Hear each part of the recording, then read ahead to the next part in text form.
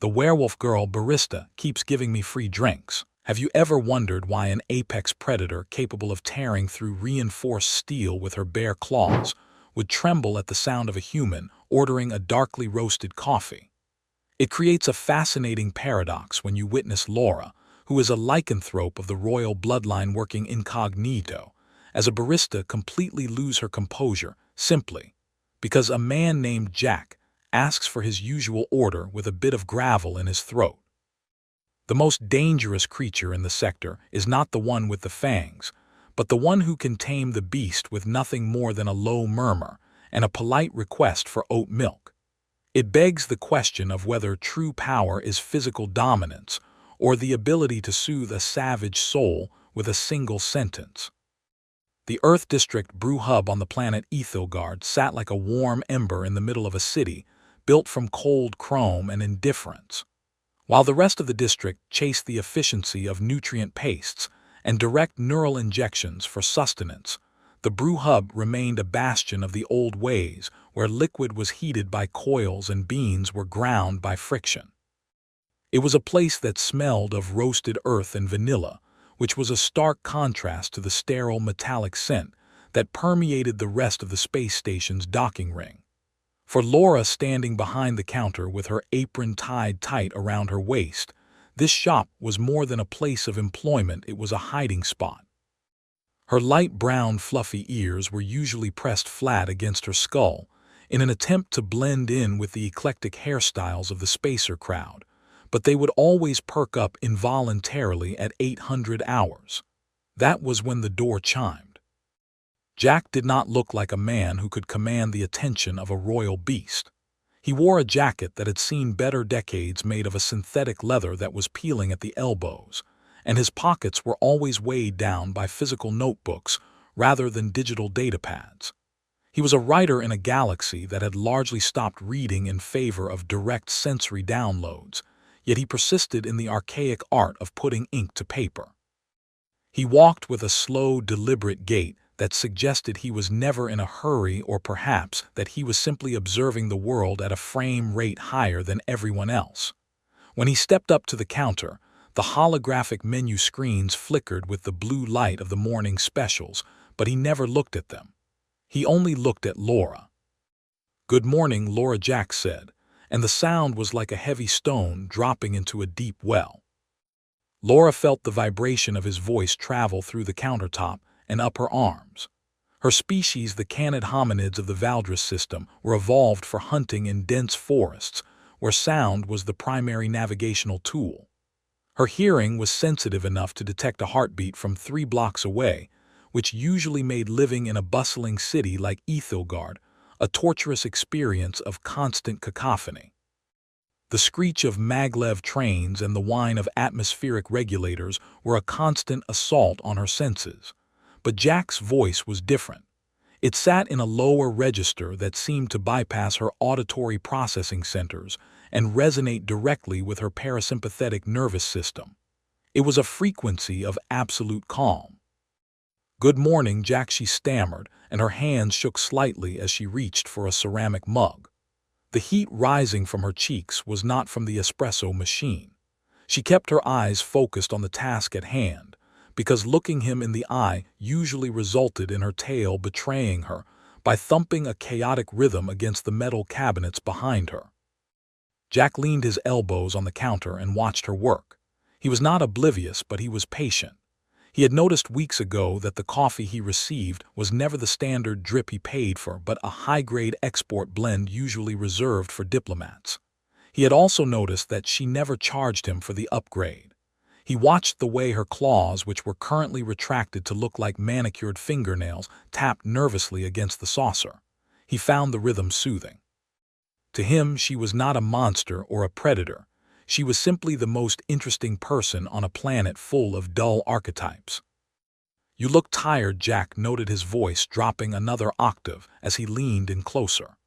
The ambient noise of the cafe seemed to fade away when he spoke, leaving only the rich baritone that made Laura's knees feel like water. It was a long night, Laura admitted, risking a glance upward.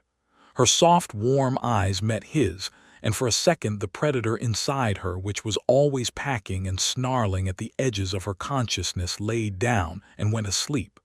The ventilation systems were acting up in my building. Too much noise.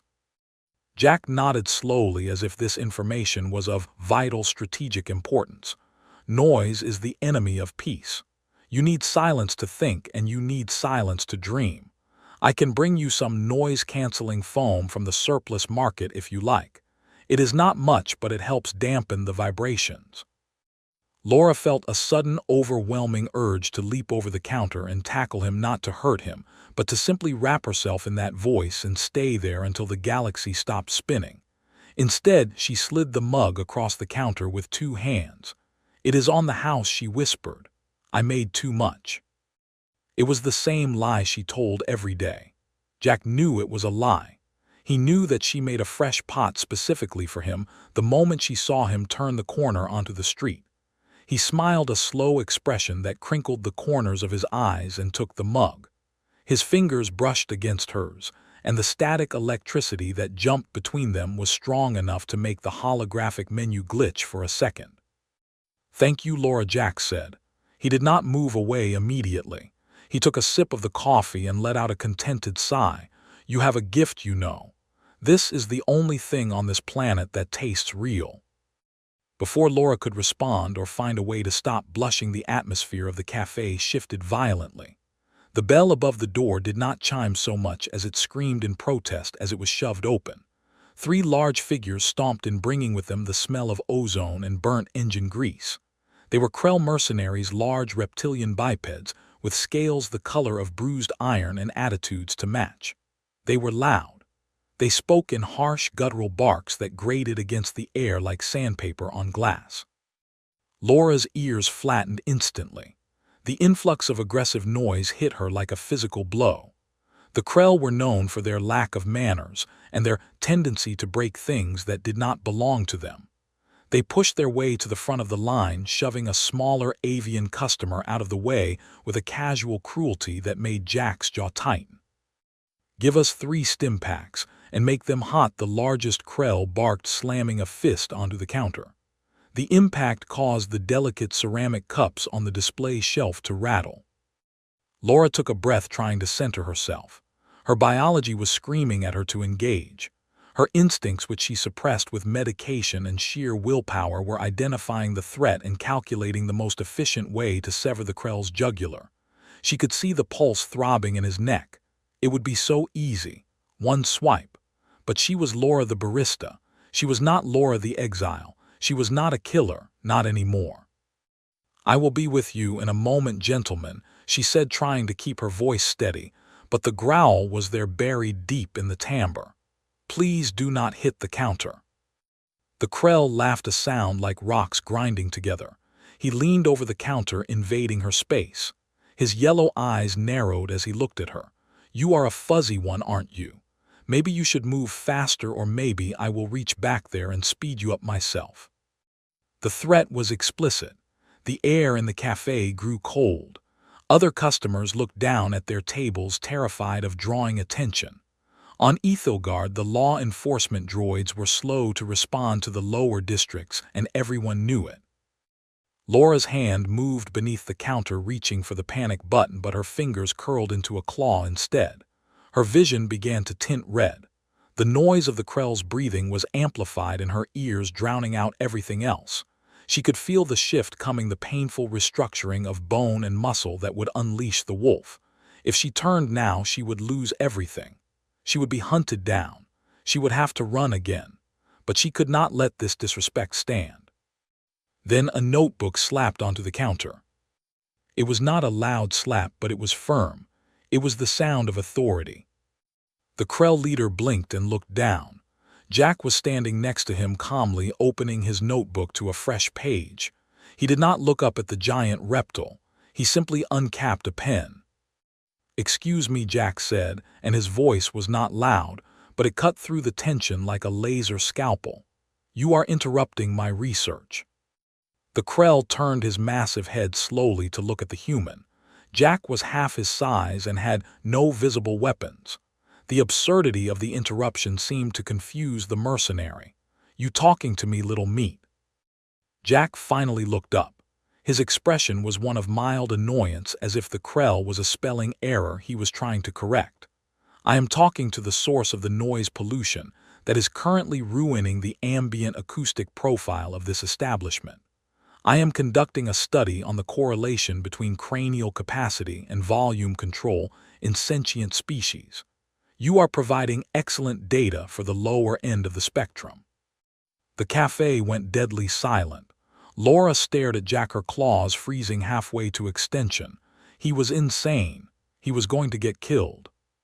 The Krell stared at Jack, his brain trying to process the insults wrapped in academic language. "Are you insulting me, human?" Jack sighed and closed his notebook. "I am observing you. There is a difference. Now you have two choices. You can continue to posture and threaten the staff, which will result in me filing a report with the docking authority regarding the violation of Code 77B concerning public disturbances by unlicensed contractors. Or you can wait your turn like a civilized sapient and lower your voice to a conversational decibel." The Krell snarled and reached for the blaster pistol strapped to his thigh. "I think I will just smash your head in instead." Jack did not flinch. He did not even blink. He simply held the Krell's gaze with a boredom that was more terrifying than aggression. "I wouldn't do that." "Why not?" the Krell sneered. "Because," Jack said, dropping his voice to that lethal resonant pitch that made Laura shiver even from 3 feet away, "your ship is the Red Vulture parked in Bay 94, correct? I noticed the insignia on your shoulder. Standard mercenary transport. Likely running with expired intake valves to save credits. It would be a shame if the Port Authority decided to do a random safety audit while you were busy here. I have the inspector's direct frequency on my communicator. He owes me a favor." It was a bluff. Laura knew it was a bluff. Jack didn't know the port inspector. Jack wrote fiction for a living. But the Krell didn't know that. The Krell saw a human who was entirely too calm in the face of death and assumed that confidence was backed by power. The mercenary hesitated. He looked at his crew, who were looking back at him uncertainly. Mercenaries worked for profit, and getting their ship impounded was bad for business. The calculation was happening behind those yellow eyes. Was smashing this human worth the potential loss of their transport? The Krell grunted and took a step back, his hand moving away from his weapon. "You are lucky I am in a hurry, human." "We are all lucky," Jack said, turning back to his coffee, as if the Krell had already ceased to exist. The mercenaries grumbled, glared at Laura, and then turned and stomped out of the cafe, deciding that the coffee wasn't worth the hassle. The door swung shut, and the silence that followed was heavy. Laura let out a breath she didn't know she had been holding. Her legs felt weak. The red tint faded from her vision, replaced by the warm amber light of the shop. She looked at Jack, who was calmly taking another sip of his drink.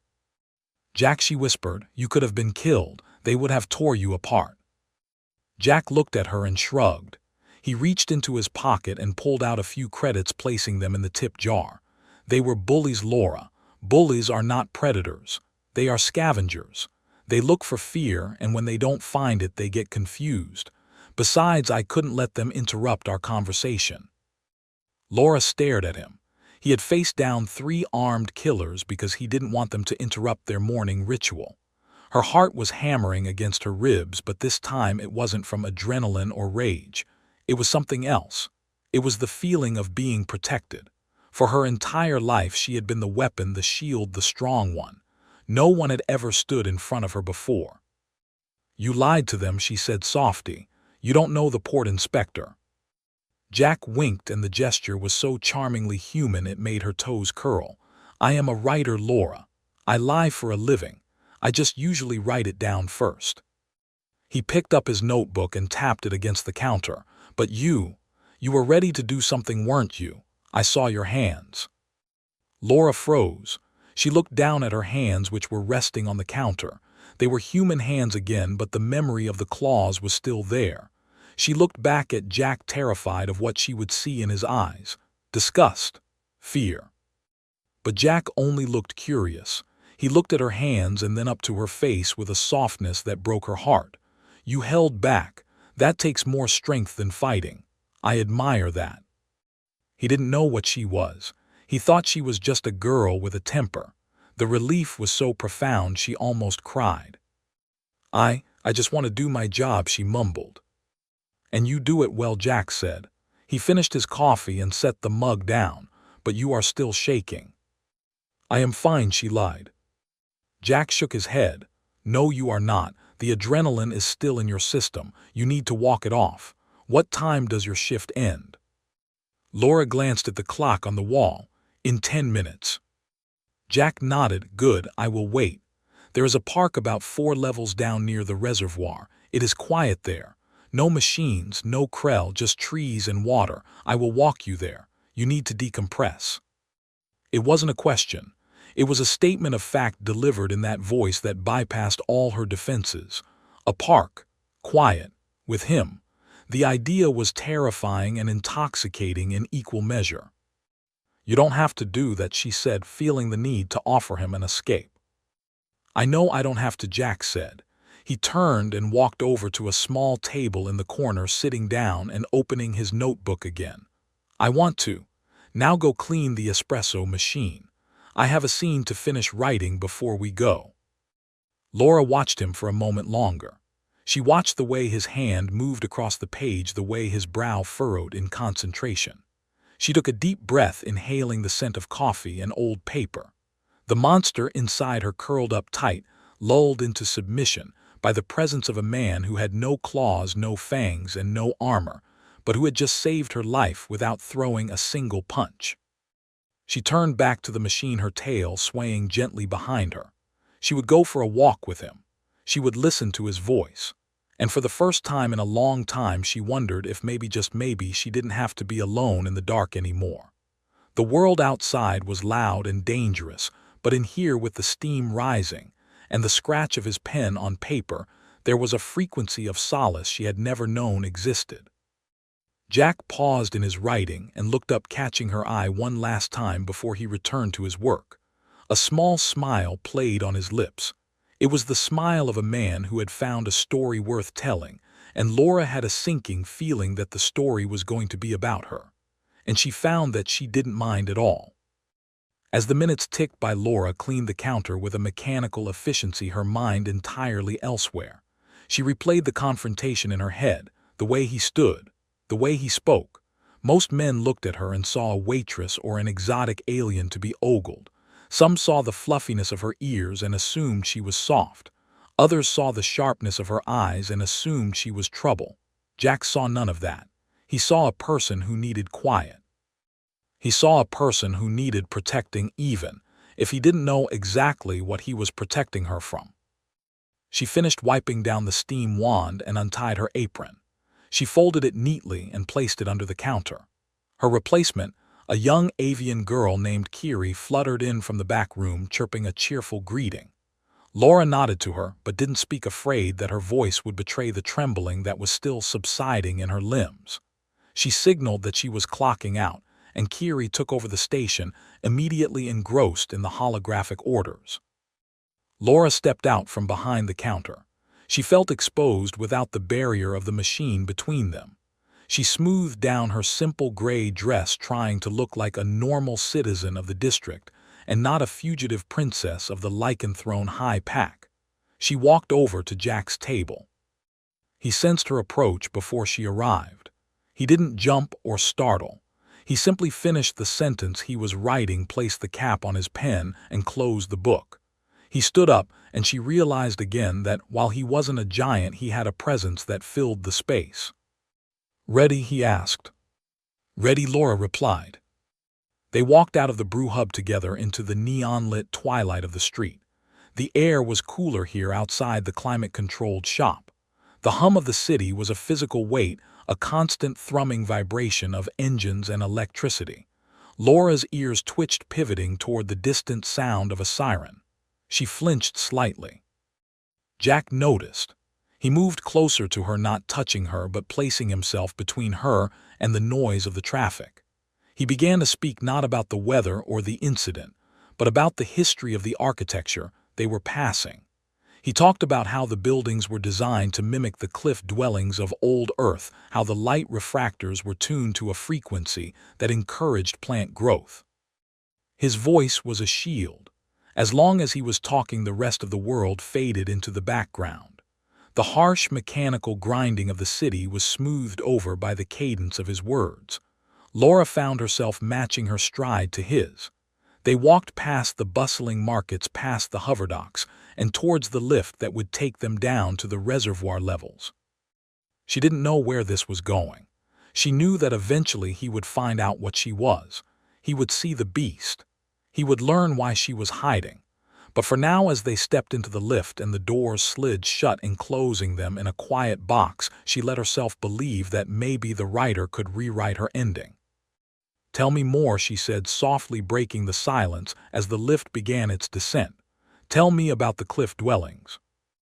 Jack smiled, and the sound of his voice filled the small space, vibrating in her chest like a second heartbeat.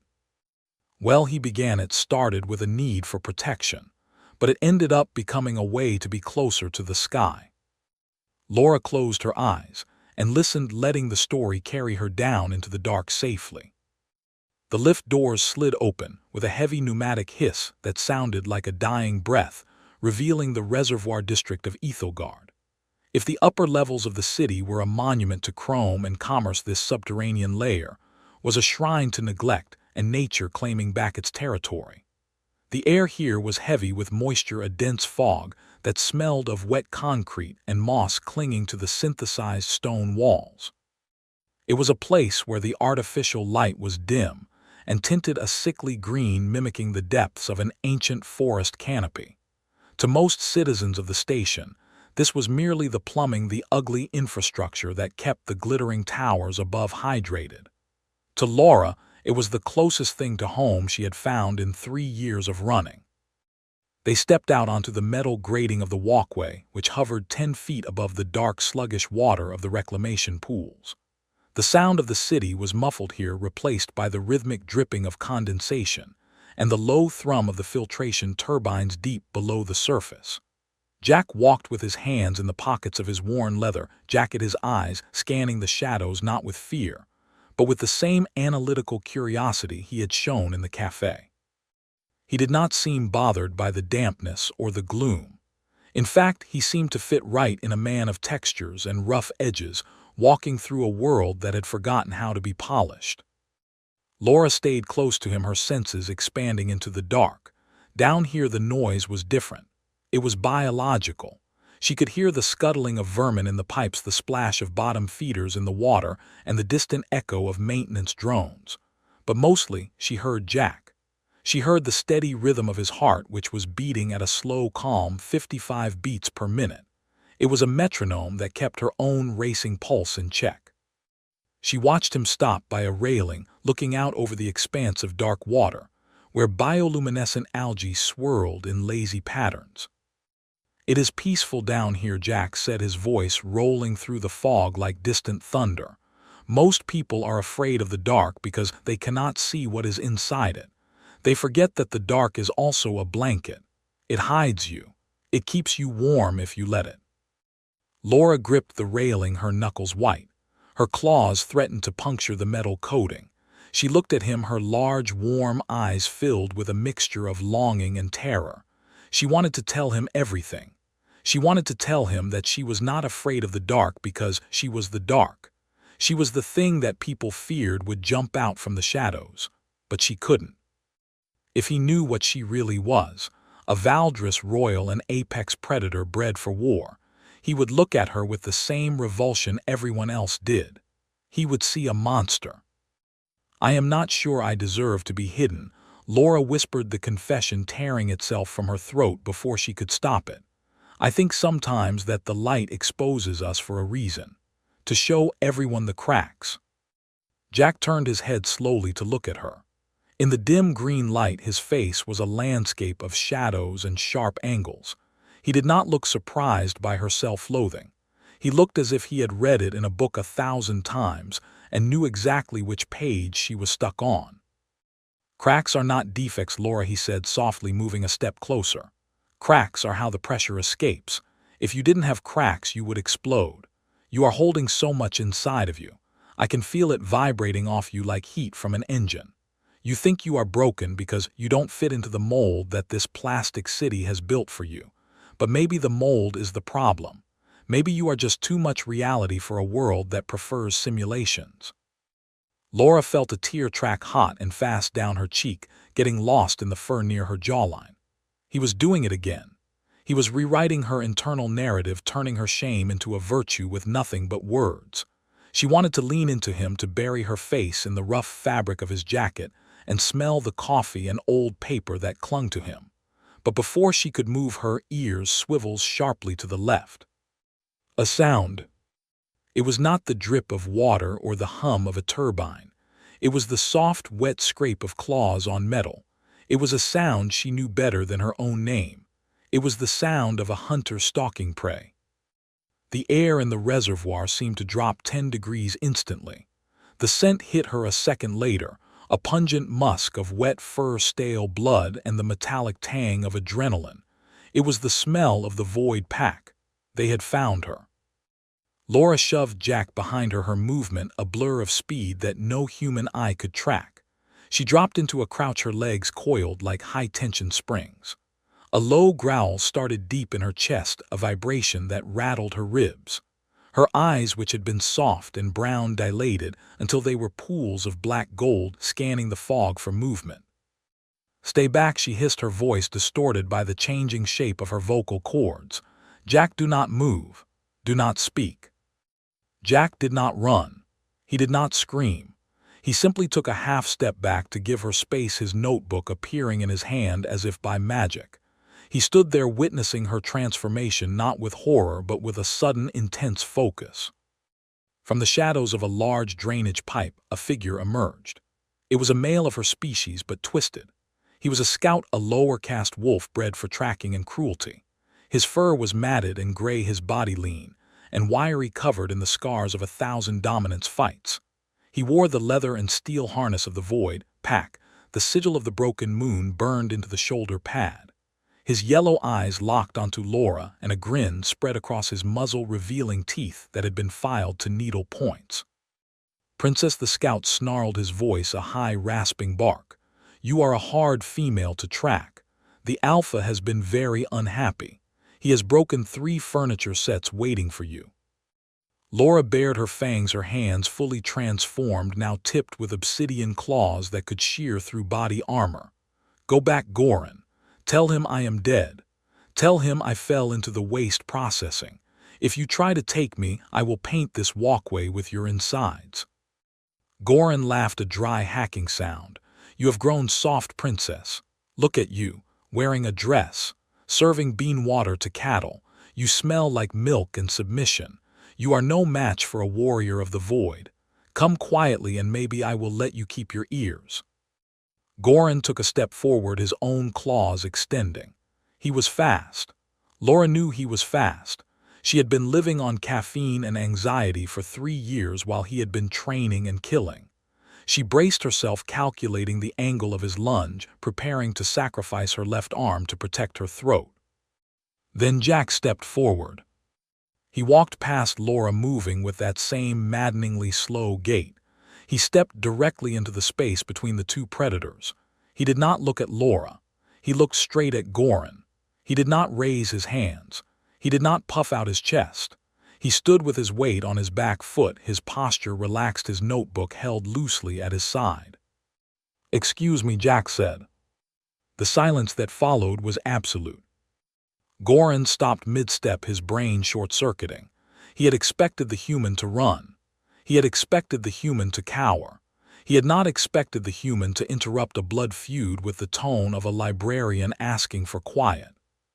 "Who are you, meat?" Goran snarled, confused. "Get out of the way, or I will eat your liver as an appetizer." Jack sighed, a long, weary exhalation that suggested he found the threat incredibly derivative. "You are standing on a Class 4 structural suspension bridge," Jack said, pointing his pen at the grating beneath Goran's feet. "This section of the reservoir was built 70 years ago by the lowest bidder. The resonant frequency of this metal is extremely unstable." If you lunge at her, the sheer kinetic force of your weight combined with the impact will likely cause a harmonic tremor that will shear the bolts holding this walkway to the wall. Goran blinked. He looked down at the floor, then back at Jack. "You are lying." "Am I?" Jack asked. He tapped his pen against the railing. Tink, tink, tink. The sound rang out clear and sharp, echoing in the damp air. "Hear that echo? That is the sound of metal fatigue. You are a big fellow, maybe 300 pounds, plus armor. You are already pushing the weight limit. If you engage in combat here, you will both fall 200 feet into the filtration tanks. The bacteria in those tanks are designed to dissolve organic matter in seconds. It is a very unpleasant way to die." Laura stared at the back of Jack's head. She knew for a fact that this walkway was reinforced with carbon nanotubes and could hold a tank. He was lying through his teeth, but he was lying with such conviction, with such absolute scientific authority, that doubt began to creep into the scout's eyes. Wolves understood strength. They understood physics. They did not understand structural engineering. Goran hesitated. He shifted his weight, testing the floor. It creaked. Jack nodded solemnly. "See, you are already stressing the integrity. Now I am a writer. I observe things. I noticed the rust on the support beams when we walked out here. You probably missed it because you were too busy smelling the air. But I suggest that if you want to survive the next 5 minutes, you turn around and walk. Do not run back into that pipe." "You are protecting her," the scout growled, but his voice had lost its edge. He was looking at the floor now, terrified that the ground was about to swallow him. A human protecting a royal. That is against the natural law. Jack took a step closer to the wolf. He was now within striking distance. One swipe and Jack would be headless, but Jack leaned in, his eyes hard and cold like flint. "I am not protecting her," Jack said, his voice dropping to that register that vibrated in Laura's bones. "I am managing a volatile situation. She is a barista who makes excellent coffee. You are a trespasser who smells like wet dog and bad decisions. I have a deadline to meet and I cannot concentrate with you snarling. So here is the deal. You leave. You tell your alpha you lost the trail, or you attack. The bridge collapses. We all die. And I promise you my ghost will haunt you for being stupid enough to ignore the laws of physics." The two males stared at each other. One was a biological killing machine, a towering mass of muscle and hate. The other was a man in a worn jacket with a pen. It was a battle of will. Goran was used to fear. He fed on it, but there was no fear in Jack. There was only a bored certainty, and that terrified the wolf. A creature that did not fear death must know something he didn't. Goran snarled a low, frustrated sound. He looked at Laura, who was still crouched ready to spring. "This isn't over, princess. The alpha will come himself." "He will be disappointed with the architecture too," Jack noted dryly. Goran spat on the grating, glared at Jack one last time, and then turned slowly, backing away with careful, deliberate steps. He did not run until he reached the safety of the drainage pipe. Then, with a final howl of frustration, he disappeared into the darkness. Laura stayed in her crouch for a long time, her breath coming in ragged gasps. Her heart was hammering against her ribs like a trapped bird. She waited for the bridge to collapse. She waited for Jack to scream. She waited for him to run away from the monster he had just seen. But the bridge held, and Jack did not run. He turned to her, his movements slow and unthreatening. He capped his pen. He put the notebook in his pocket. Then he knelt down in front of her. He did not touch her. He just knelt so he was at eye level with her snarling, terrified face. "You can come back now, Laura," he said softly. "He is gone." Laura trembled. The adrenaline was fading, leaving her weak and nauseous. She looked at her hands, which were still claws. She looked at Jack's face, searching for the rejection. "You saw," she whispered, her voice hoarse. "You saw what I am." "I saw a woman defending herself," Jack corrected. "I saw a reflex. Biology is not a sin, Laura. It is just hardware." "He is going to come back," she sobbed, the wolf receding as the human tears took over. "They will all come back. I am dangerous, Jack. I am a killer. You shouldn't be near me. You should have run. Why didn't you run?" Jack reached out and for the first time he touched her. He placed his hand on her shoulder. His grip was warm and firm. It was not the grip of a man holding a monster. It was the grip of a man holding a friend. "Because I checked the schematics of this walkway on the lift ride down," Jack said, a small smile tugging at the corner of his mouth. "It is rated for 5 tons. I knew it wouldn't break." Laura blinked, the absurdity of the statement cutting through her panic. You lied to him. You bluffed a scout of the Void Pack with structural engineering jargon." Jack shrugged. "The mind is a weapon too, Laura. Sometimes it is sharper than a claw. He was big and he was strong, but he was stupid. He let me define the reality of the situation. Once I controlled the reality, I controlled him." He stood up and offered her his hand. His palm was open, inviting. "Come on," he said. "The fog is getting thicker, and I think we both need a drink that isn't coffee. My apartment is 6 blocks from here. It is small and it is messy, but it has a very sturdy lock, and the walls are lined with books, which makes it excellent for soundproofing." Laura looked at his hand. It was a human hand. Fragile, pale, no claws, but it was the strongest thing she had ever seen. She felt a shift inside her, a realignment of her world.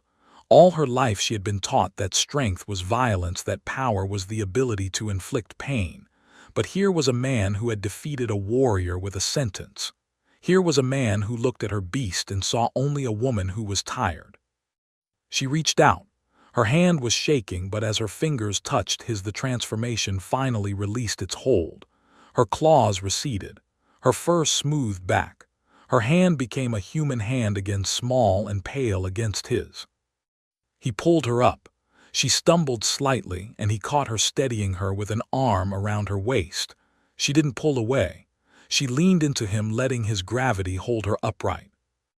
"You aren't afraid of me?" she asked, one last time needing to hear it. Jack looked down at her, his eyes serious. "Laura, I am a writer. I spend my life making up monsters in my head. Real life is rarely as scary as what I can imagine. You are not a monster. You are just a girl with a very loud family, and I am very good at handling noise." They walked back to the lift in silence, but it was not the heavy silence of before. It was a companionable silence. The scout was gone, but the threat remained. Laura knew that Goran was right. The Alpha would come. But for the first time since she had fled the Valdris system, she didn't feel like prey. She looked at the man walking beside her, the man with the notebook and the worn jacket, and she realized that she had found something more dangerous than a wolf. She had found a tactician. And for the first time, she pitied the Alpha who would try to take her from him. As the lift doors closed, shutting out the green gloom of the reservoir, Laura realized she was still holding Jack's hand. He didn't let go. He simply squeezed her fingers gently, a silent promise that he was there, that he was real, and that he wasn't going anywhere. The hum of the lift rising felt different now. It didn't feel like an escape. It felt like an ascension. "We should order pizza," Jack mused aloud, staring at the floor indicator numbers as they climbed. "I know a place that uses real cheese. Synthetic cheese is an abomination against sentience."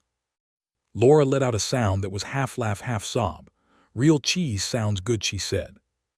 "And oat milk," Jack added, "for the coffee in the morning." Laura looked at him, her heart swelling until it felt too big for her chest. "You are assuming I am staying for the morning." Jack looked at her, and the intensity in his eyes stole the breath from her lungs. "I am assuming nothing, Laura, but I am hopping. Stories are always better when the characters stick together." The lift chimed, signaling their arrival at the residential level. The doors opened to a hallway that smelled of floor polish and ozone. It was mundane. It was boring. It was perfect. They stepped out together, two mismatched souls bound by a shared secret and a bluff that had saved their lives, ready to face whatever chapter came next. The lock on Jack's apartment door engaged with a heavy mechanical clunk that sounded like the final period at the end of a very long and chaotic sentence.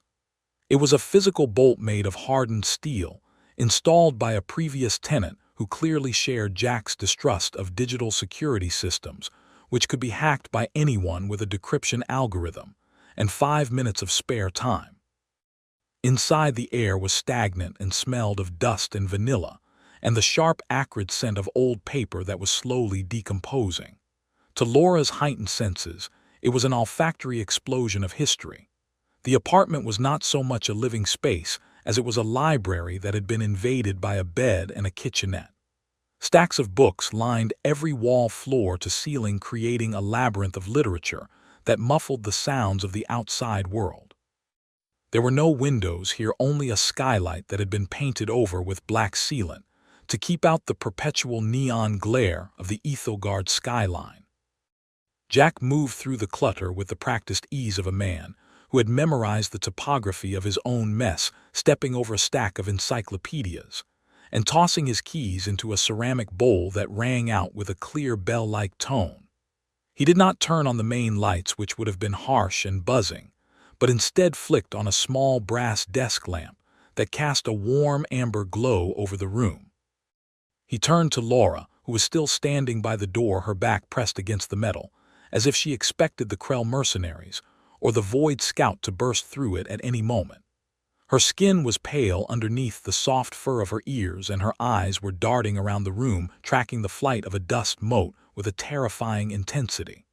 The adrenaline that had sustained her in the reservoir was crashing, and in its wake it was leaving something far more dangerous. "You can sit anywhere," Jack said, gesturing vaguely at a leather armchair that was currently occupied by a pile of research notes. "Just move the papers to the floor. They are drafts of Chapter 4. It was a terrible chapter anyway. The protagonist spent too much time thinking and not enough time doing. I need to rewrite it." Laura tried to nod, but the movement sent a spike of nausea rolling through her gut. The silence of the apartment was not actually silent to her.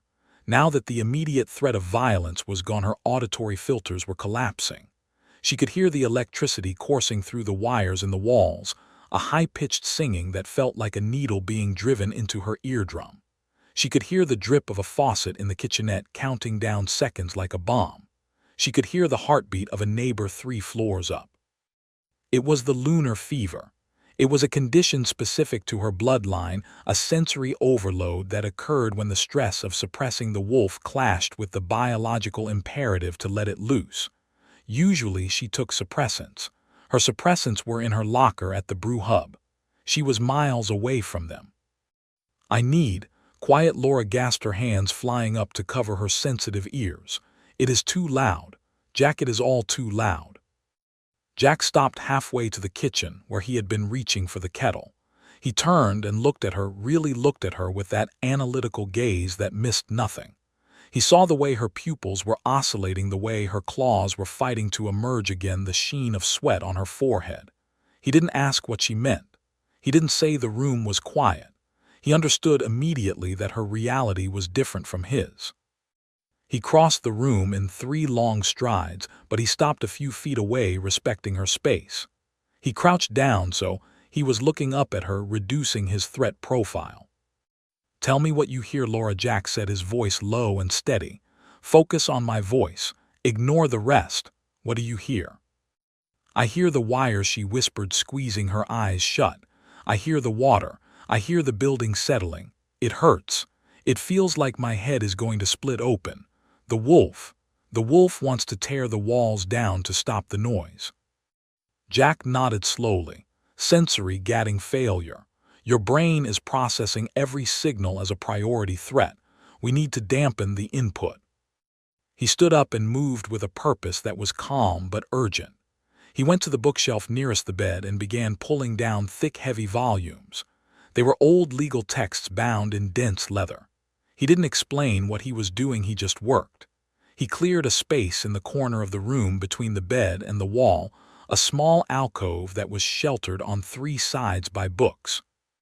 He grabbed the duvet from his bed, a heavy weighted blanket filled with synthetic sand, and draped it over the gap, creating a dark, insulated cave.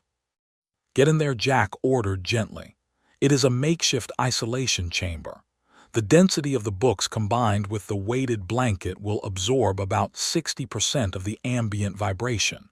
It is not perfect, but it is better than standing in the open. Laura looked at the dark little fort he had built.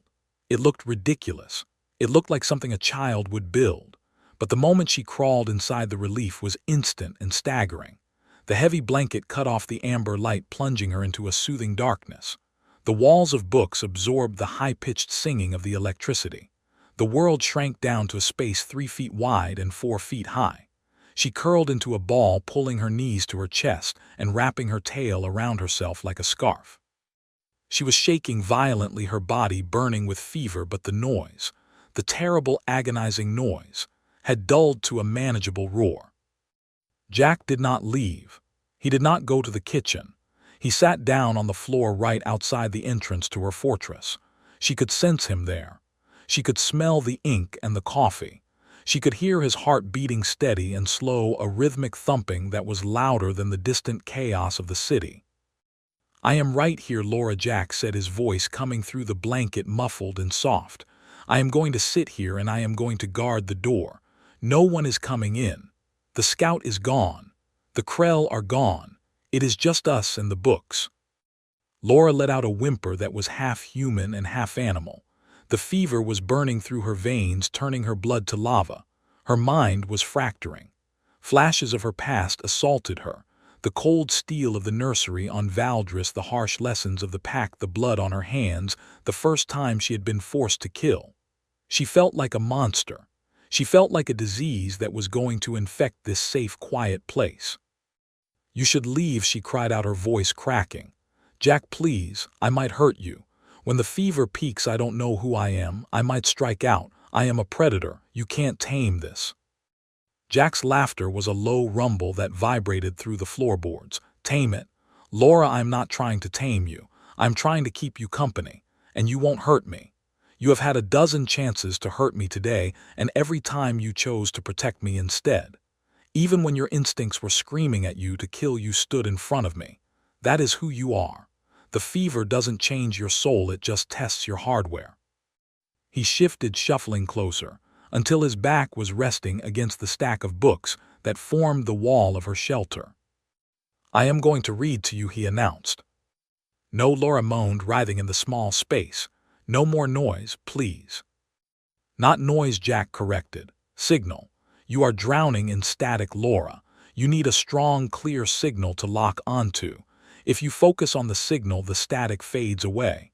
It is a basic principle of acoustics. My voice is going to be your anchor. You focus on the vibration of my words and you let everything else slide off."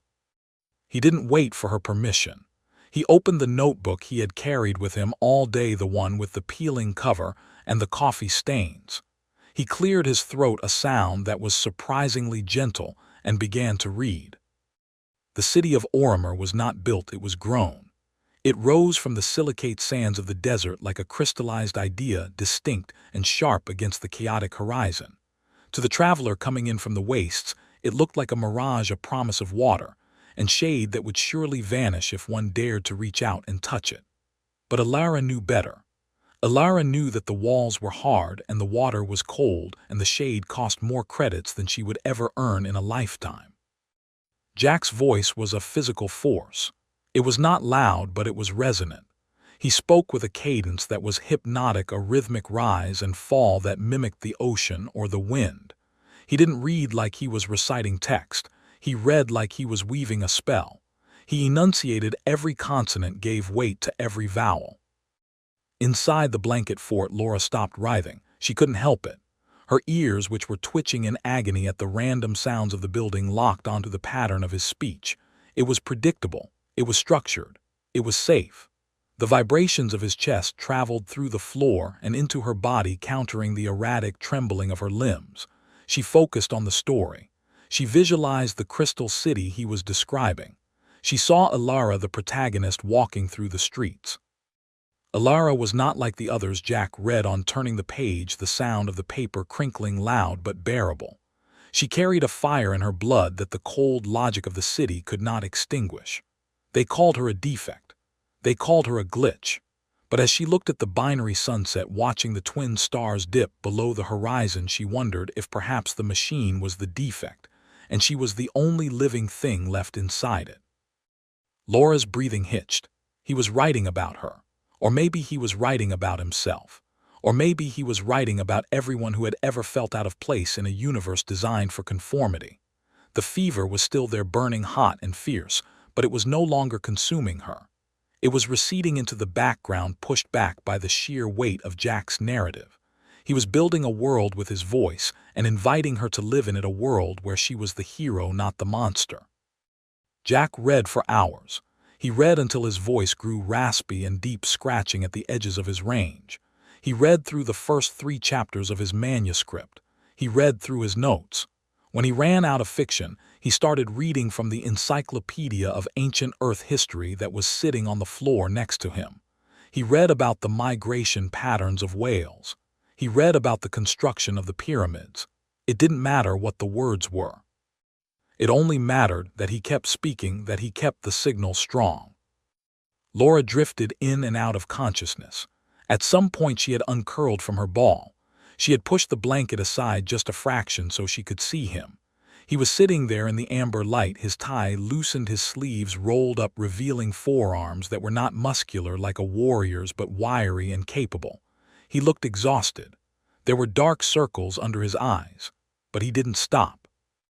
He took a sip of lukewarm water from a bottle and continued to read about the atmospheric composition of Venus. "Jack," she whispered. Her voice was weak, but the edge of panic was gone. He stopped mid-sentence. He looked down at her, peering into the gap in the blankets. "Hey, you are back." "I am back," she said. "The fire is gone. It is just embers now." "Good," Jack said, closing the book gently. He shifted his legs, stretching out muscles that must have been screaming in protest after sitting on the hard floor for so long. "You didn't stop," Laura said, reaching a hand out from the darkness. Her fingers brushed against his knee. "You stayed." "I told you," Jack said, covering her hand with his. "I have a deadline, and I needed an audience. Writing is a lonely business, Laura. It is just me and the voices in my head.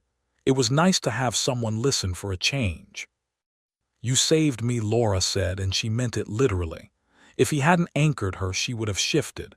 She would have torn the apartment apart. She would have brought the authorities down on them. "We saved each other," Jack countered.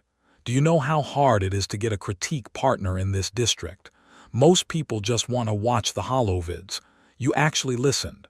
I saw your ears moving. You liked the part about the Crystal City, didn't you?" Laura smiled, a weak, exhausted expression that showed her sharp teeth but held no aggression. "I liked the part where she realized she wasn't a glitch." Jack squeezed her hand. "That is the most important part." He moved the blanket fully aside. The room was still dim, but the oppressive terror was gone. Laura crawled out of her cave. She was stiff and her dress was rumpled, and she knew she probably smelled like fever sweat and ozone. No, not ozone, she smelled like stress. She slumped against the side of the bed, too tired to stand. Jack stood up, groaning as his joints popped. "I'm going to make tea, real tea, not the synthesized powder, chamomile. It is supposed to help with the nerves, and then we are going to sleep. You can take the bed, I will take the chair." Laura shook her head. "No, I can't take your bed." "Laura," Jack said, holding up a hand to stop her protest. "You are a royal lycanthrope recovering from a biological crisis. I am a human writer with a caffeine addiction. I can sleep standing up if I have to. You take the bed. That is a non-negotiable narrative directive." He went to the kitchenette, and she watched him work. The domesticity of the scene was so jarringly at odds with her life that it made her chest ache. She was used to barracks, used to hiding holes, used to running. She was not used to a man boiling water for her and insisting she take the softest sleeping spot. When he came back with the mug, she was sitting on the edge of the bed. She took the tea, her hands steady now. "Jack," she asked, looking into the dark, swirling liquid, "why aren't you afraid?" Jack sat down in the armchair, pulling his legs up and resting his chin on his knees. He looked at her over the rim of his own mug. "I think," Jack said slowly, measuring his words, "I think fear is a reaction to the unknown. When I look at you, I don't see an unknown. I see a biology that is different from mine but follows its own logic. I see a history that is painful, and I see a person who is trying very hard to be good in a world that makes it easy to be bad. That is not scary, Laura. That is familiar. He took a sip of tea. Besides, I have always preferred dogs to cats. They are more loyal. Laura let out a startled laugh that turned into a snort. She covered her mouth, mortified. Jack grinned. There it is. The first honest laugh of the evening. We are making progress.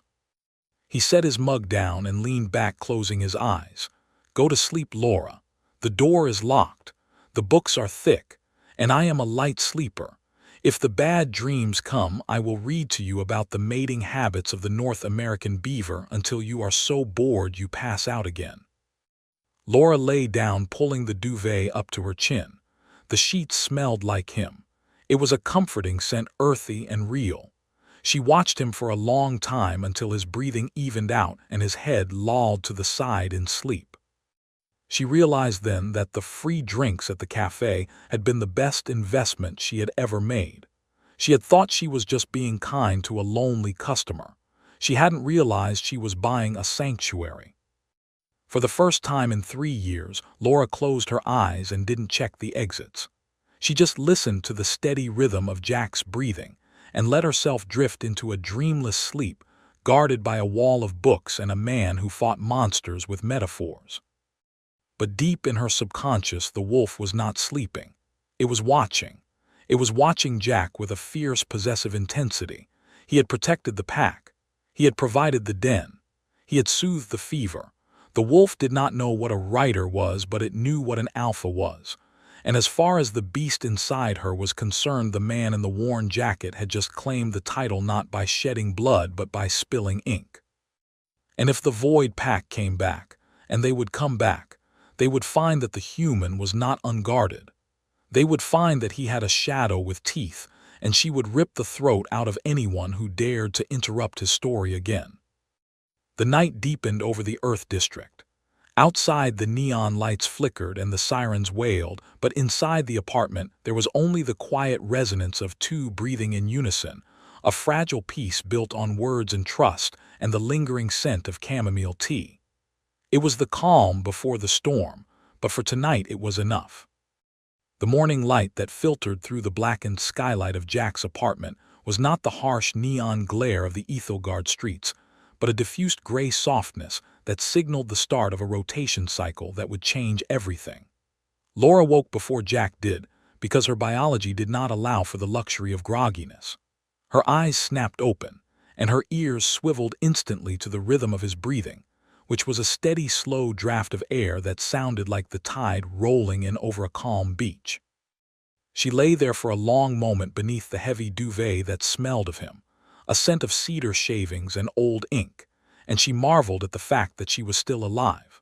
The lunar fever had broken in the night, leaving her limbs heavy and her mind clear, but the memory of his voice reading about ancient cities and biological anomalies was imprinted on her cortex like a brand.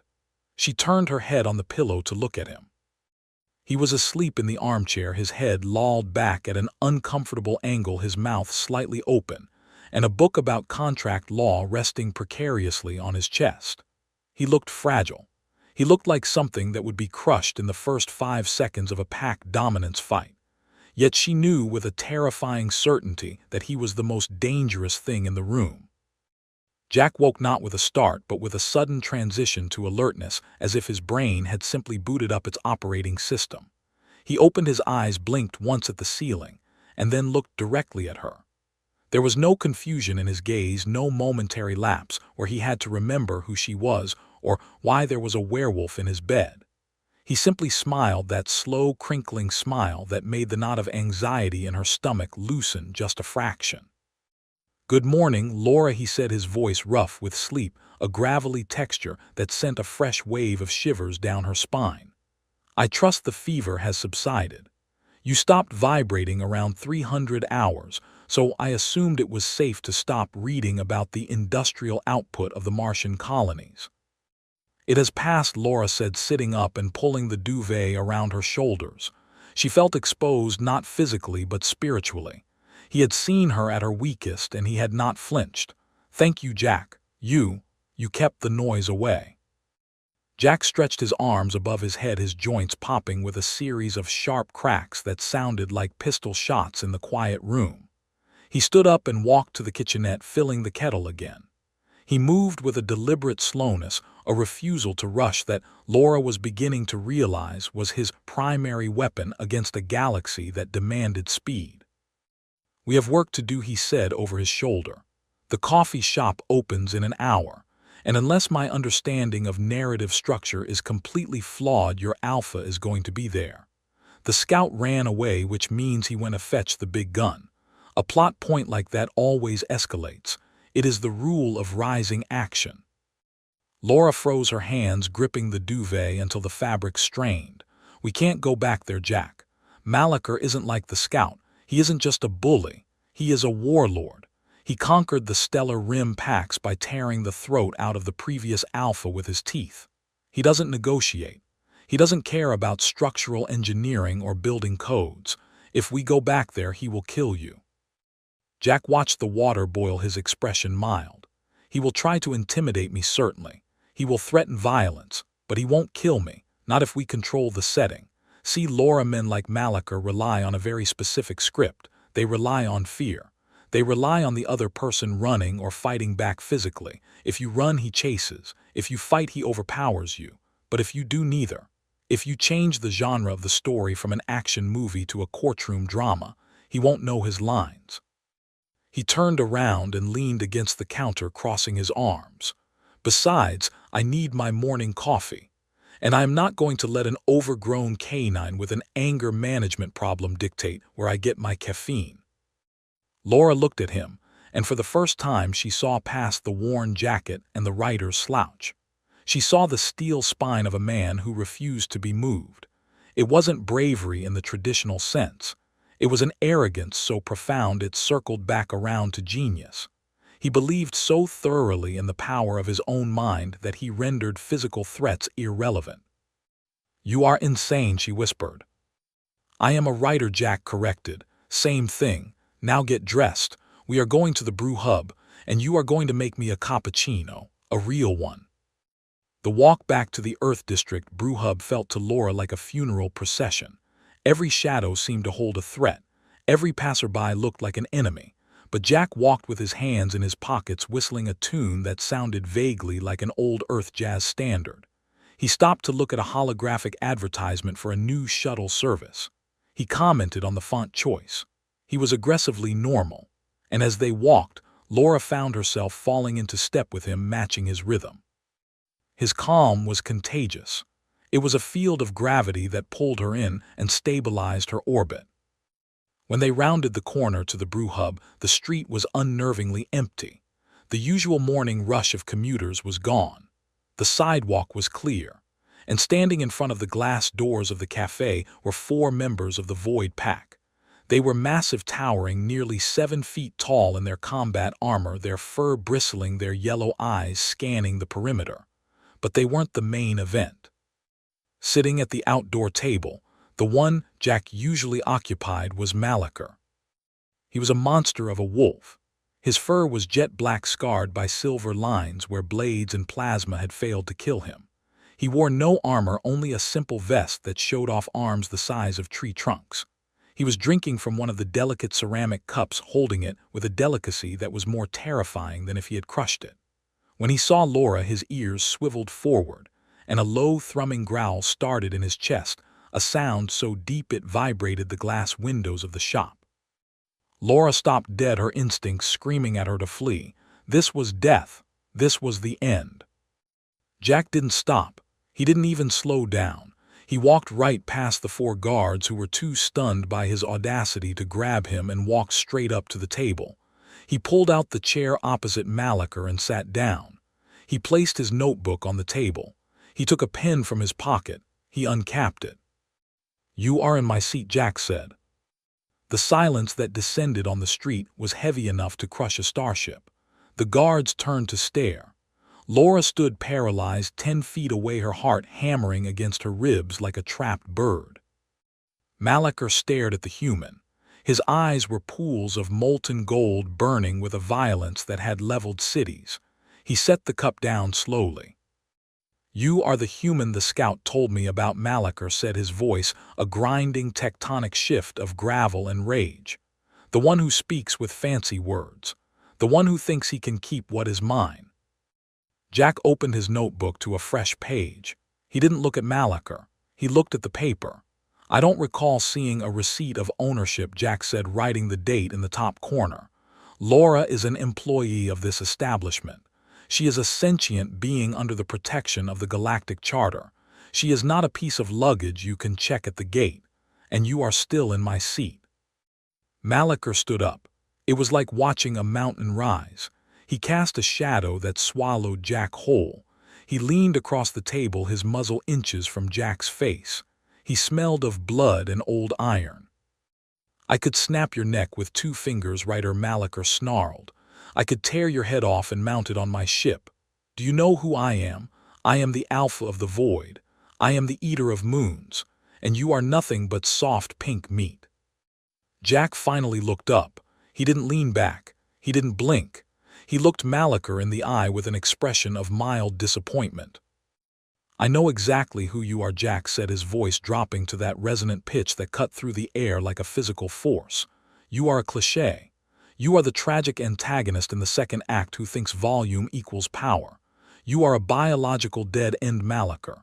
You rule by fear, which means your foundation is cracked. The moment you show weakness, your own pack will eat you. You don't have loyalty. You have terrified hostages. And that makes you weak." Malachar roared a sound that shattered the window of the shop behind them. He raised a massive fist claws, extending ready to bring it down and turn Jack into a memory. Laura screamed, ready to launch herself at the Alpha, to die protecting the man who had protected her. "Sit down," Jack commanded. He didn't shout. He didn't scream. He spoke the words with the absolute, unshakable authority of a god commanding the tide to recede. It was the human Alpha voice, the voice of a parent scolding a petulant child, the voice of a judge delivering a verdict. Malachar froze. His fist hovered in the air. His brain, which was wired for combat, for resistance, for the clash of strength against strength, could not process the command. It was not a challenge. It was an order. And for a split second, the ancient programming of the pack, the instinct to obey the one who is most certain, misfired.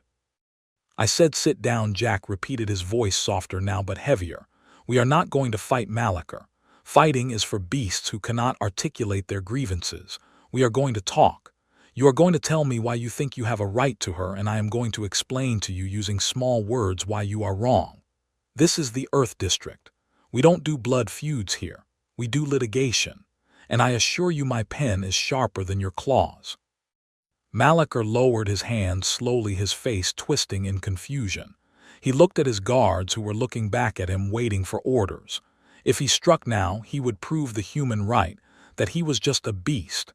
If he sat, he acknowledged the human's authority. It was a trap, a brilliant psychological trap. "I will not be lectured by cattle," Malachar spat, but he didn't strike. "Then you forfeit," Jack said calmly, returning to his writing. "By the laws of the First Compact, which your ancestors signed, by the way, a challenge of dominance can be mental as well as physical. You are refusing the debate. That is a submission. You are admitting you aren't smart enough to beat me in a conversation." The insult landed like a physical blow. Malachar's pride was his armor, and Jack had just found the chink.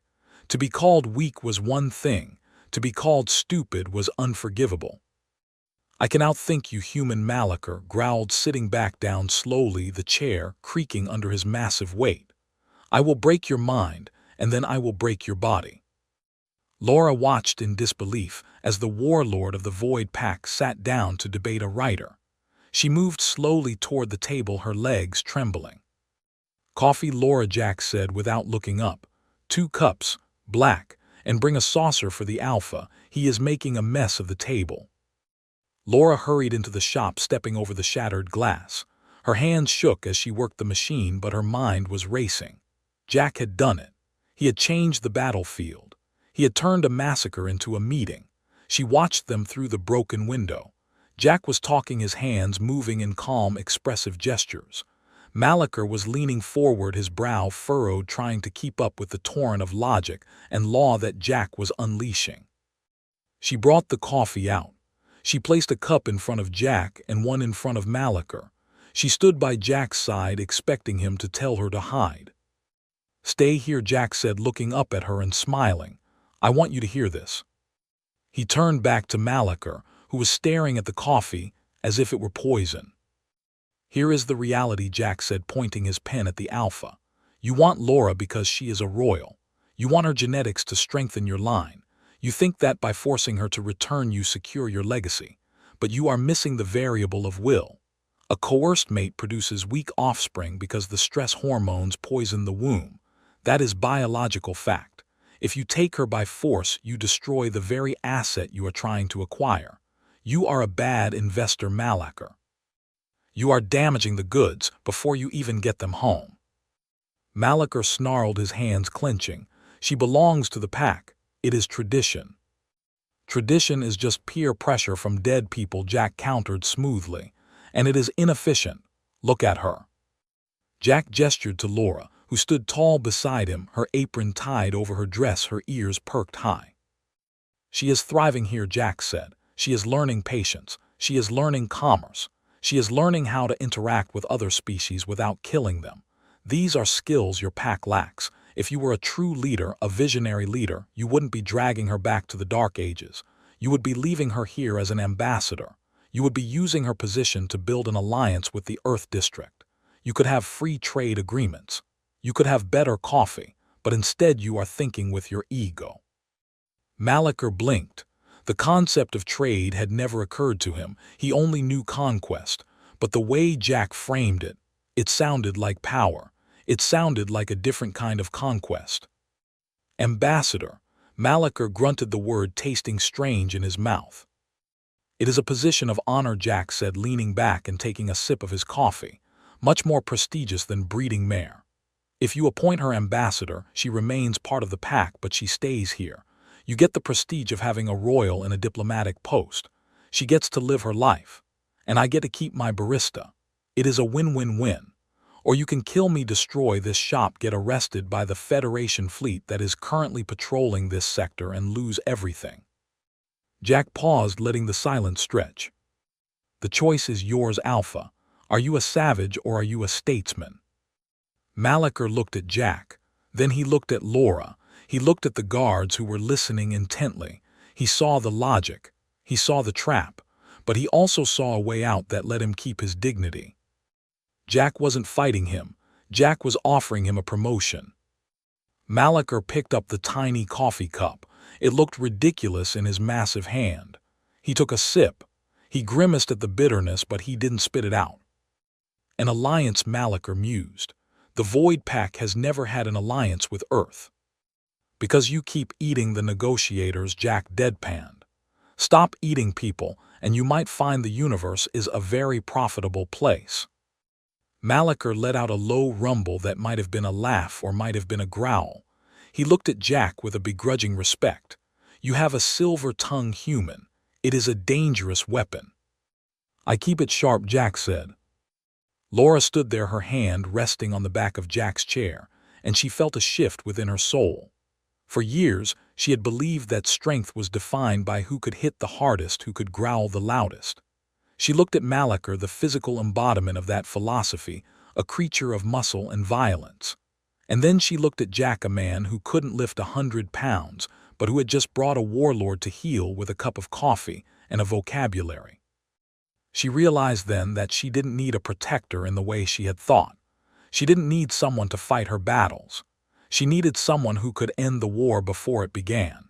She looked at Jack's notebook filled with scribbles and doodles, and she understood that those pages were stronger than any shield. Malachar stood up. The chair scraped against the pavement. "I will consider your proposal human. An ambassadorship, it has merit." "It is the only logical path," Jack said, not rising. Malachar nodded once, a sharp jerk of his chin. Then he turned to Laura. "You have chosen a strange mate, princess. He is small. He smells like ink, but he does not bleed fear. That is rare." "He is not my mate," Laura stammered, her face flushing red. He is a customer." Malaker laughed, a booming sound that echoed down the street. "The wolf knows the wolf girl. You can wear the apron, but I see how you look at him. You look at him like he is the moon." He turned to his guards. "We leave. We have things to discuss." The Void Pack turned and marched away, their heavy boots thudding in unison. Malaker did not look back. He had been defeated, but Jack had allowed him to leave with his pride intact, and that was the greatest victory of all. Jack let out a long, slow breath and slumped slightly in his chair. His hand, the one holding the pen, was trembling just a little. "That went well," he said, his voice returning to its normal volume. Laura walked around the table and sat in the chair Malaker had vacated. She reached across the table and took Jack's hand, calming the tremor. "You are the craziest human I have ever met," she said, her eyes shining with unshed tears. "You challenged the Alpha of the Void to a debate, and you won." Jack looked at her, his eyes warm and crinkled at the corners. "I didn't win, Laura. I just rewrote the scene. I told you I don't like tragedies. I prefer stories where the characters talk it out." He squeezed her hand. "But I was serious about the ambassador thing. You should look into the paperwork. It comes with diplomatic immunity, which means you don't have to pay parking tickets." Laura laughed, a free, unburdened sound that rose up into the morning air. For the first time, the heavy weight of her heritage felt light. She wasn't running anymore. She was exactly where she was supposed to be, sitting across from a writer in a worn jacket, holding his hand and listening to the most beautiful sound in the universe, his voice telling her that everything was going to be all right. And the best part was she believed him, because if Jack said it, it had to be true. He was the author of this moment, and he had written them a happy ending, or at least a very promising next chapter. Jack pulled his hand back gently and opened his notebook again. "Now," he said, tapping the page, "I have a sudden inspiration for a scene involving a diplomatic treaty signed in a coffee shop. Do we have any pastries? I find I write better with a croissant." Laura stood up, wiping her eyes. "I will get you the freshest one we have," she said, "on the house." Jack smiled and began to write. "Always on the house," he murmured as she walked away. And as the morning sun finally broke through the clouds, illuminating the shattered glass and the quiet street, the Earth District Brew Hub opened for business, not as a hiding place, but as an embassy of peace presided over by a wolf girl and the man who had taught her how to speak. The shattered glass of the brew hub window lay scattered across the pavement like diamonds dusted with city grit. But to Laura, it looked less like wreckage and more like confetti left over from a parade that no one else knew had happened. The massive form of Malaker had vanished into the labyrinth of the Ethelgard streets, taking with him the suffocating weight of 3 years of fear, and leaving behind a silence that felt so light it was almost dizzying. Jack sat at the table amidst the debris, calm as a statue, brushing a stray crumb of croissant from his jacket, while the rest of the district slowly exhaled and remembered how to breathe. The bystanders who had watched the confrontation from the safety of the hoverbus stop were beginning to move again, pretending they had not just witnessed a writer dismantle a warlord with nothing but a fountain pen and a grasp of interstellar law. Laura moved to sweep up the glass, her movements mechanical at first, but slowly gaining a fluidity that she hadn't possessed in years. She wasn't sweeping away the past, she was clearing the stage for the future. Every chink of glass dropping into the dustpan sounded like a chain breaking. She paused and looked at Jack, who was busy scribbling in his notebook again, capturing the dialogue while it was fresh in his mind. He looked up, catching her stare, and the corner of his mouth ticked up in that small, private smile that was just for her. "You missed a spot," he said, pointing with his pen to a shard near her boot. "If we are going to be a diplomatic embassy, we really need to adhere to a higher standard of cleanliness. The Galactic Health Inspector is far more terrifying than your Alpha ever was." Laura laughed, and the sound surprised her.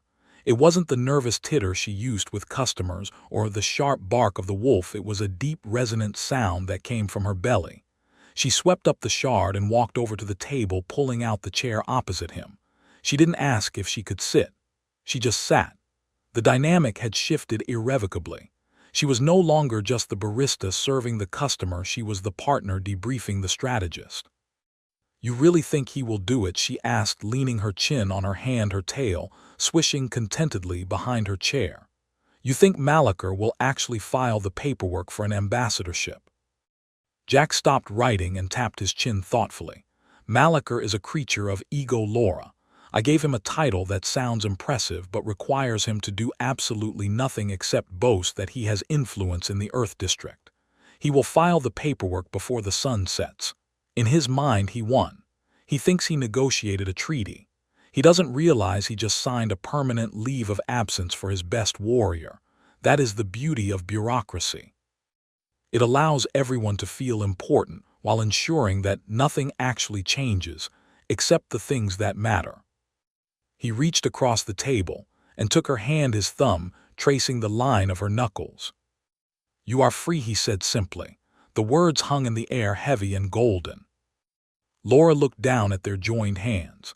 The contrast was stark, his pale, ink-stained fingers against her tawny skin and the subtle roughness of her retracted claws. For so long she had viewed her biology as a curse, a cage that separated her from the soft, civilized world. Jack held her hand like it was a rare artifact, something precious to be studied and admired. "I don't know how to be free," she admitted, her voice dropping to a whisper that was barely audible over the rising hum of the street traffic. "I have been running for so long. I have been hiding. I don't know who I am if I am not looking over my shoulder." Jack squeezed her hand firmly. "You are Laura.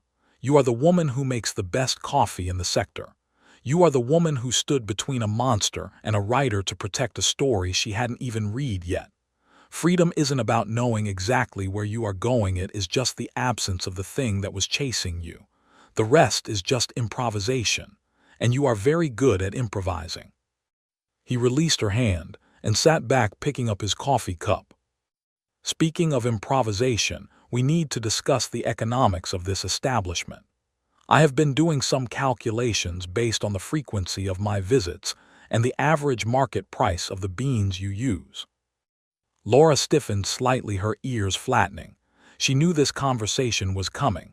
The free drinks, the uncharged refills, the special blends she ordered specifically for him using her own employee discount.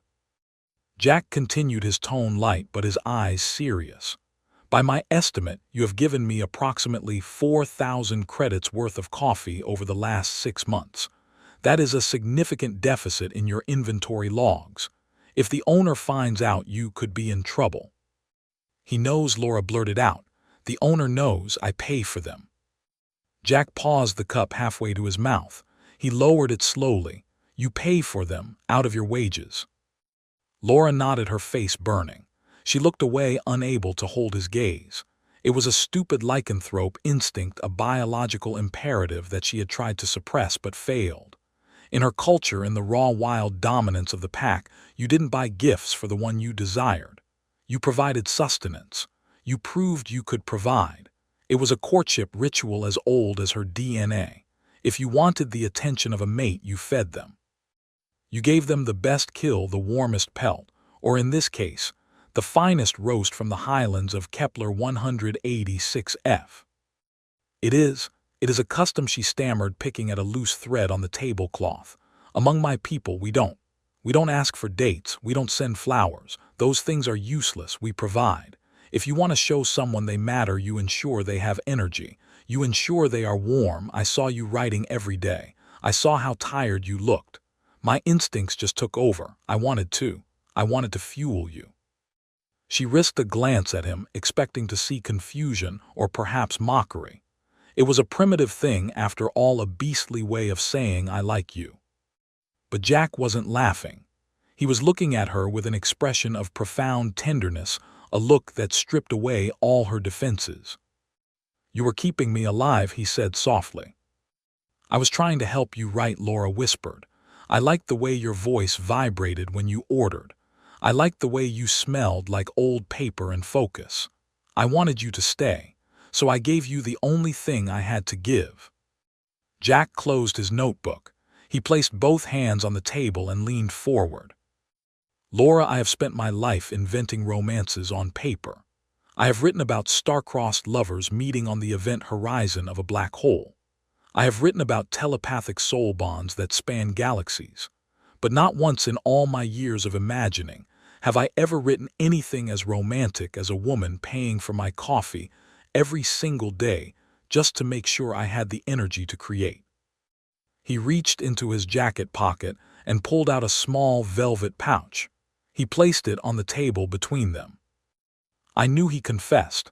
"I knew you were paying for them. I saw you swipe your personal credit chip one day when you thought I was looking at the menu. I didn't say anything because I didn't want to embarrass you. And because I liked the idea that you were taking care of me. It made me feel safe." He pushed the pouch toward her. "I can't pay you back for the coffee," he said. "That was a gift, and to pay for a gift is an insult. But I can give you something in return, a counteroffer." Laura reached out and took the pouch. It was heavy. She loosened the drawstring and tipped the contents into her palm. It was a key. It was an old-fashioned physical key made of brass, with a bit of black tape wrapped around the head. It wasn't a digital key card. It was a heavy, archaic object that belonged to a lock that required friction and torque to open. "That is the key to my apartment," Jack said. "The one with the wall of books, the one with the skylight. It is not much. It is messy and it smells like me and the plumbing rattles when the pressure drops, but it is quiet, and it is safe. And if you ever need a place to hide from the noise, or if you just want to hear someone read to you about the mating habits of beavers, the door is open." Laura closed her fingers around the key. The metal was warm from his pocket. It felt like an anchor. It felt like a promise. "You are asking me to move in?" she asked, her voice trembling. "I am asking you to edit my drafts," Jack corrected with a wink. "I need a live-in critic. Someone who isn't afraid to growl at me when the dialogue gets clunky." And he paused, his bravado slipping for just a second, revealing the lonely man beneath. "And I realized last night that the apartment is too big for one person. It needs more life. It needs more ears." Laura clutched the key to her chest. Her tail thumped against the chair, a rhythmic drumbeat of pure joy. "I would like that," she said. "I would like that very much." "Good," Jack said, settling back into his chair. "That is settled then. Now regarding the coffee." He raised a finger signaling for the server. The young avian girl Kiri, who had been watching the entire exchange with wide, unblinking eyes from the doorway. "Kiri," Jack called out, his voice booming with theatrical authority. "2 fresh cups, please. The ambassador blend. And bring the check." Kiri fluttered over, placing 2 steaming mugs on the table and dropping a digital chit between them. She looked at Laura, then at Jack, then squeaked a nervous congratulations before darting back inside. Jack picked up the chit. He pulled a credit stick from his pocket. Laura started to protest, reaching for her own credits, but Jack stopped her with a look. "No," he said firmly. "The courtship ritual has evolved, Laura. You fed me when I was hungry. You fueled the machine. Now the machine is running and it is my turn. From this day forward I pay for the drinks. That is the new deal. The human alpha provides the caffeine. The lycanthrope ambassador provides the inspiration. Do we have an accord?" Laura looked at him. She saw the stubborn set of his jaw. She saw the pride in his eyes. He wasn't doing this to assert dominance over her. He was doing it to create balance. He was stepping up to meet her halfway. "We have an accord," she said, smiling. Jack tapped his credit stick against the chit, the little light flashing green to confirm the transaction. He sat back looking satisfied. "Now," he said, opening his notebook again to the very last page, "I have one last thing to show you. You asked me once what I was writing. You asked me about the story." He turned the notebook around and slid it across the table toward her. Laura looked down at the page. It was handwritten in Jack's scrawling, frantic script. The ink was fresh. It was the ending of the story he had been working on for months, the one he had read to her in the blanket fort. She began to read. The city of Oromar faded into the distance, its crystal spires no longer a cage but a memory. Alara stood on the deck of the transport ship looking out at the stars. She was no longer running. Beside her stood the scribe, a man who had no sword and no shield but whose words had built a bridge over the abyss. Alara looked at her hands. They were strong. They were the hands of a wolf. She looked at the scribe. He was fragile. He was human. But as they stood there watching the twin suns rise, she realized that he was the only thing in the universe that made her feel human too. She took his hand. He squeezed back, and for the first time in her life, Alara did not listen for the sound of pursuit. She only listened to the sound of his voice telling her that the story was just beginning. Laura read the paragraph twice. Her vision blurred. A single tear escaped, rolling down her cheek and landing on the page, smudging the ink of the word beginning. "It's me," she whispered, looking up at him. "Alara, it's me, the wolf girl. You were writing about me." Jack smiled, a soft, genuine expression that lit up his tired face. "I am a writer, Laura," he said. "I write about what I see. And from the moment I walked into this shop and saw a girl with sad eyes and fluffy ears giving away coffee to a stranger, I knew I had found the only protagonist worth writing about. You were never just the barista.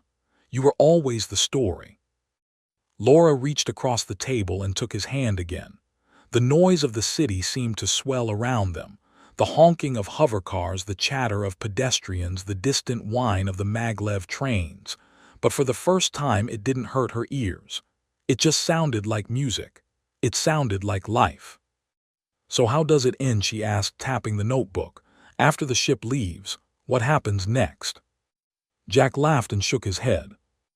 "That is the best part," he said, leaning in close, his voice dropping to that vibration that she loved so much. "I don't know.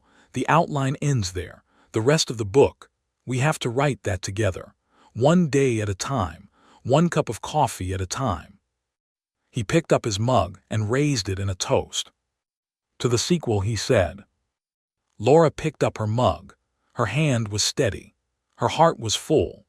She looked at the man in the worn jacket, the man who had faced down an army for her, the man who had built her a fortress out of books, and she knew with absolute certainty that this was going to be her favorite story. "To the sequel," she echoed. They clinked their mugs together, a soft ceramic chime that rang out like a bell. They drank the coffee, warm and bitter and sweet. And as the morning sun climbed higher over the Earth District, casting long shadows across the table, the writer and the werewolf sat together in the quiet center of a loud world, ready to turn the page and see what happened next. There was no cliffhanger. There was no mystery left to solve. There was only the comfortable certainty of a key in a pocket, a hand in a hand, and a notebook waiting to be filled. And for Laura, that was the only happy ending she would ever need.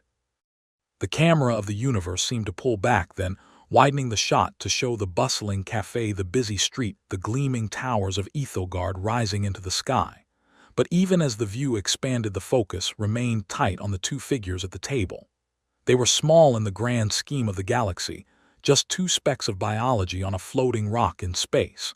But they had found the one thing that made the vastness bearable. They had found the frequency where their souls resonated. Jack picked up his pen. Laura took a bite of his croissant, and the story continued, not on the page